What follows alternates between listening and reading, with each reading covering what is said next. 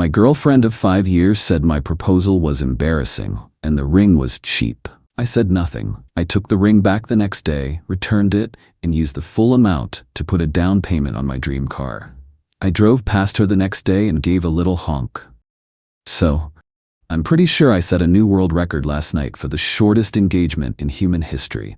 The official time, according to the imaginary judges in my head, was -45 seconds. It was so fast it actually traveled back in time to make sure it never happened. My girlfriend, well, let's get used to this, ex-girlfriend, Jessica, and I have been together for 5 years. 5 years. That's a presidential term. That's longer than the original run of some classic TV shows. And for the first few years, it was genuinely great. Then, slowly but surely, she discovered the soul-sucking vortex that is influencer culture. Our life together stopped being something we lived and became something she curated. A perfect example. Last year, for our anniversary, I saved up and booked this amazing secluded cabin in the mountains. I'm talking fireplace, starry nights, hiking trails, the whole romantic escape. I was so excited.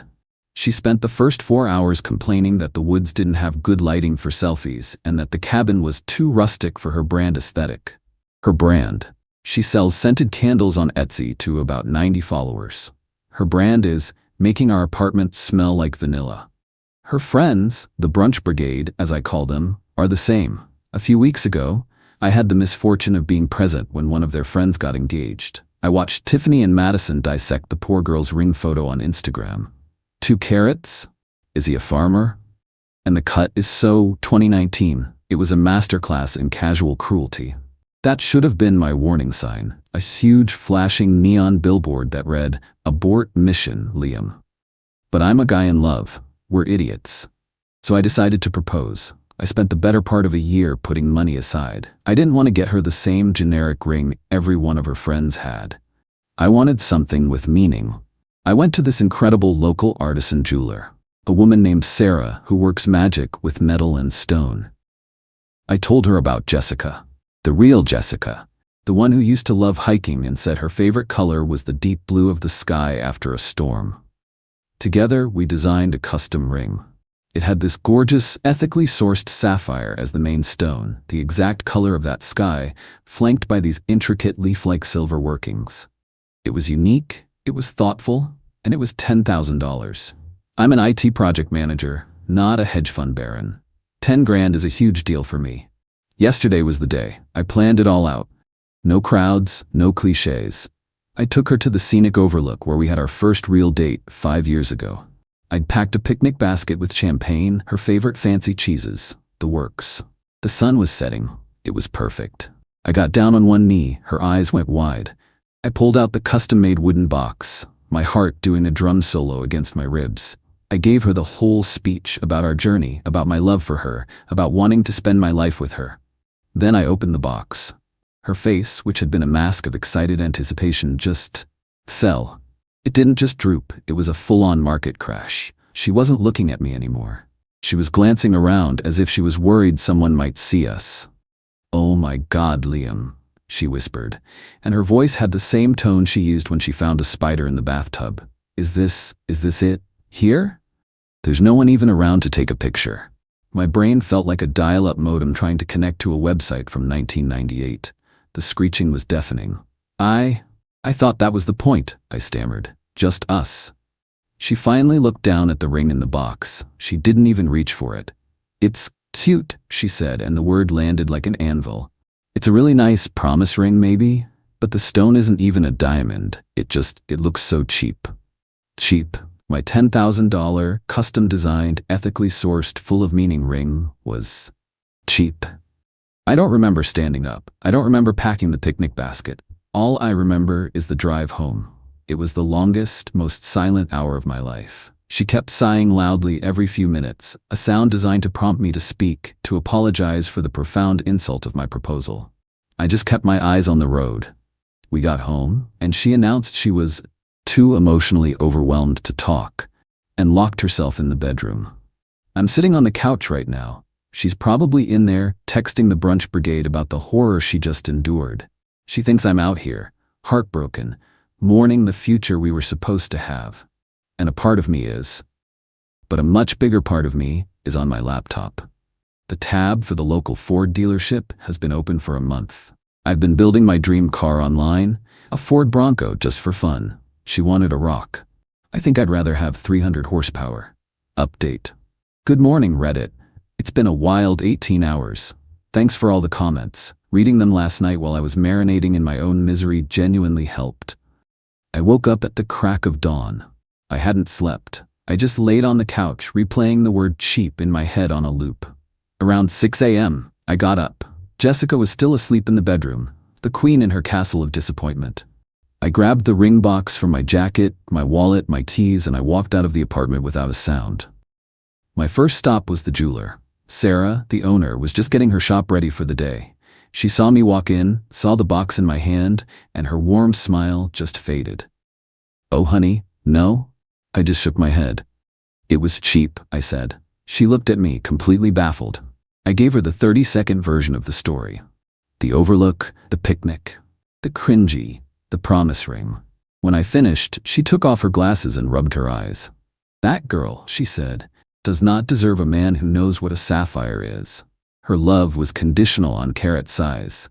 "You, my dear, have dodged a cannonball." Because she is a literal saint and a savvy business owner who knows a good story, she gave me a full refund. She said she'd put the ring in her display case as a one-of-a-kind piece. I walked out of there with a cashier's check for $10,000. The responsible voice in my head, which sounds a lot like my dad, told me to go straight to the bank and deposit the check back into my savings. It told me to be smart, to be mature. I told that voice to shut up. I drove straight to the Ford dealership. I walked in with the energy of a man who had nothing left to lose. The first salesman who approached me, a young guy named Dave with an incredibly earnest tie, asked, "Looking to upgrade?" "Something like that," I said, pulling the check out of my pocket. "I've just liquidated a failed long-term investment, and I'm looking to reinvest the capital into a more reliable asset, specifically that cactus gray Bronco over there." Dave's eyes lit up. He probably thought I was insane, but he also smelled a commission. An asset with 300 horsepower and an optional snorkel. I like it. 2 hours later, after the most liberating round of paperwork I've ever signed, I was the owner of my dream truck. I peeled out of that dealership with the windows down, blasting Queen at a truly obnoxious volume. The new car smell, the rumble of the engine, it was glorious. I got home around noon. Jessica was in the kitchen, nursing a mug of coffee with a deeply put-upon expression. She was expecting me to come crawling back, full of apologies and maybe a new, less cheap ring. "There you are," she said, her voice dripping with condescension.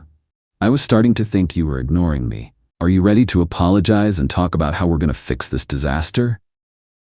I just looked at her, pulled the new Ford T-fob out of my pocket, and gave it a little jingle. The Bronco chirped happily from the street below. "Can't talk right now," I said. "Gotta go run some errands." I turned and walked back out the door, leaving her standing there in a state of complete, baffled silence. The look on her face was better than any apology I could have ever received. Final update. Evening, everyone. For those of you following along on this emotional roller coaster, welcome to the last stop. The final confrontation happened about an hour ago. I came back from a victory drive and Jessica was waiting for me, arms crossed. The benevolent Queen act was gone. This was pure CEO-level fury. "Liam, we are going to talk about this right now," she commanded. "I have decided that I am willing to forgive you for the pathetic proposal. We can work on it. But we need to go back and get the ring." I had to stop myself from laughing out loud. "Oh, the ring?"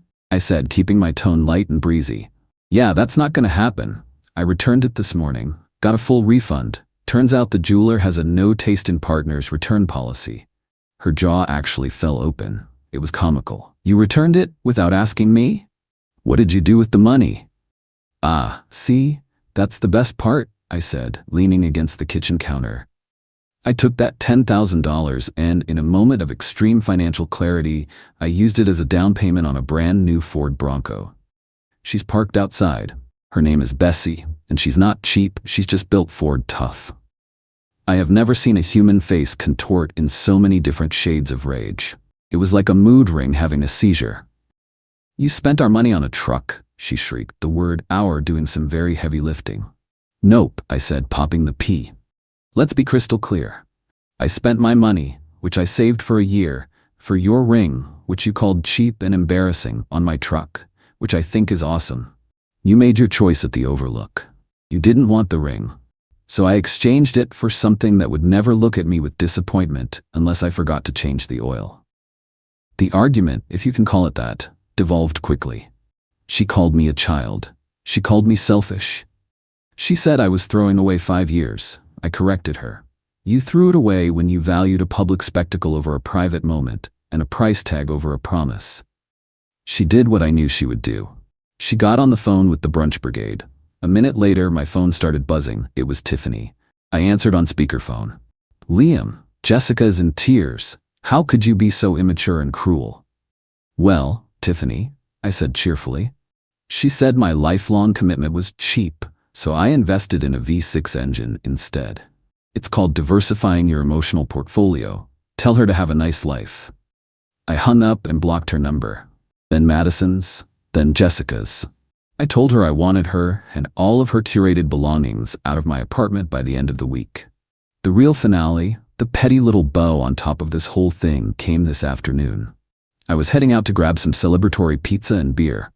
I fired up the Bronco, and as I pulled out onto the street, I saw her, standing on the sidewalk, surrounded by 3 suitcases, furiously tapping at her phone. Waiting for her Uber. I couldn't resist. I slowed the truck down just to a crawl. She looked up and saw me. Our eyes met through the windshield. I gave her a big, friendly, unbothered grin. I gave the horn 2 cheerful little taps, honk honk. Then I hit the gas, leaving her and her luggage in a cloud of my dust. Watching her get smaller in my rearview mirror felt like the first day of the rest of my life. She wanted a status symbol, but she didn't realize the man offering it was supposed to be the prize. I guess I'm a fixer-upper. But at least the Bronco comes with a warranty. Thanks for listening, Reddit. Time for that pizza.